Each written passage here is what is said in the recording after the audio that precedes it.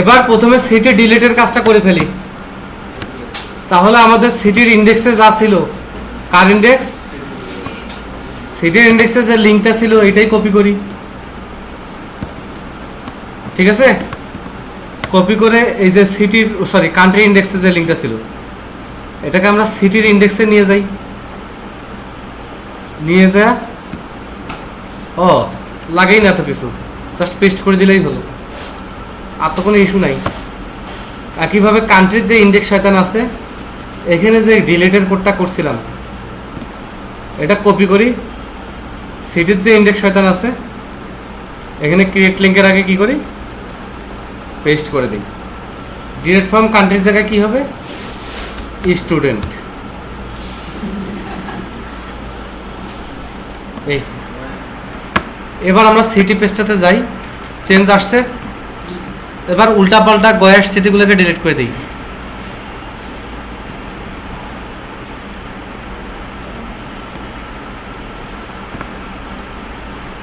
Delete হচ্ছে,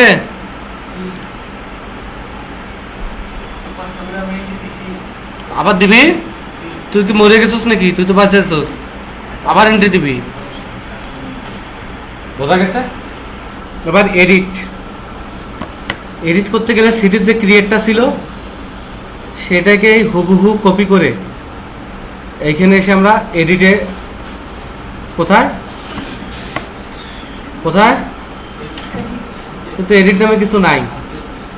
new file, আমরা নাম দেবো হচ্ছে edit.php, কারণ আমরা ঠিক করছি এডিট নামেই সব পাঠাবো, তাই না?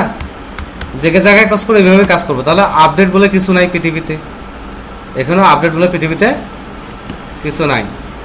এগুলো আমরা এডিট থেকে ডিলিট করে দিই, ওগুলোর দরকার নেই। ওকে, তাহলে এটা সিটির এডিট। সিটির এডিট আমরা পেস্ট করি, সিটির নিউটা এডিট পেজে যেন আমরা কি কি করি, প্রথমে লেখা থাকে হচ্ছে এডিট, তারপর এগুলো সব ঠিকঠাক থাকে, এগুলো কোনো সমস্যা থাকে না। তারপর এখানেও কোনো সমস্যা থাকে না, শুধু ইনসার্ট ইনটুর জায়গায় কি হয়, update into, update city set name equal to কিছু একটা, তাই না?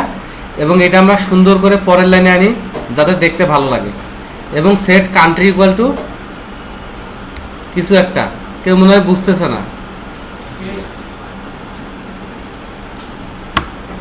একইভাবে কান্ট্রিটা আমরা কাট করি, কাট করে কান্ট্রির এখানে পেস্ট করে দিই।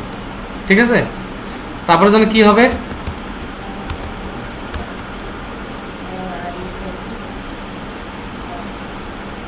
এই এক যন্ত্রণা বেক্স 64 আন্ডারস্কোর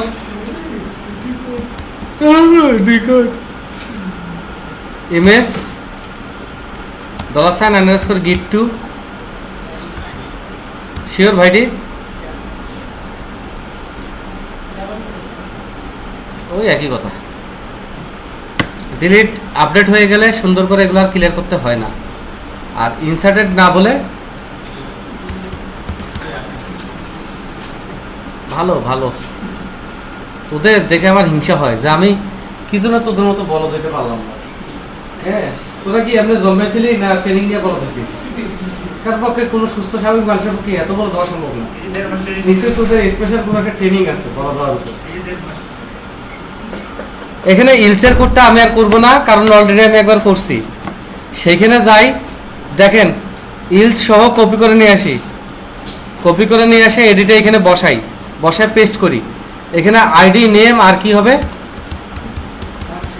কান্ট্রি আইডি, ফ্রম কি হবে, স্টুডেন্ট। ঠিক আছে, বাকি সব সেম থাকবে। এখানে নেমের পরে আর একটা কি হবে, country equal to $sign row. আর বাকি সব তো আগে থেকেই ফিক্স করা, কোনটা কোথায় বসবে। আমি তো ইনসার্টেই কাজ করছি, অতএব এখানে আমার আর টেনশনের কোনো ইস্যু নাই। এবার শুধু দেখতে হবে যে এই মাতব্বর কাজ করে কিনা। তাহলে মাতব্বর কাজ করে কিনা, আমরা যদি কোনটা ভুল আছে,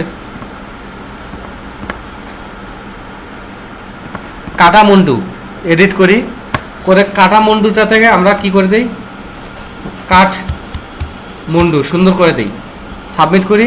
সিটি আপডেটেড টু সিস্টেম, সিটিতে যাই, কাটামুন্ডু আছে না কাঠমান্ডু হয়ে গেছে, নেপাল। তাহলে সিস্টেমটা এবার ক্লিক করে নেভিগেট করে আমার একটু মজা লাগতেছে, কারণ আগে সিস্টেমটা এত সুন্দর লাগতো না, এত ফাস্ট নেভিগেট হতো না। তাহলে বুঝতে পারছেন আমরা কিন্তু স্ট্রাকচারটা বা সরাসরি কোডগুলো এখন শর্টকাট করে নেব। কেন এগুলো নিয়ে কাজ হচ্ছে, শর্টকাট কোড করার আগে এগুলো বোঝা খুব জরুরি। ওকে, তাহলে আমি একটা ব্রেক দিয়ে দিই। ব্রেক, ব্রেকের পর সিটি কান্ট্রি সব কাজ আমার হয়েছে। এগুলোকে এখন অবজেক্ট ওরিয়েন্টেড কনসেপ্টে নেওয়া, কোনটা ডাটাবেজের পার্থক্য, ডাটাবেজের পার্থক্য অবজেক্ট ওরিয়েন্টেড কনসেপ্টে নিতে হবে। তাহলে আরেকটা ভিডিও ক্লিপ বের হলো, আমরা একটা ব্রেক নিয়ে আসি। এখন থেকে আমি আপনাদের আর প্রেসার দিব না।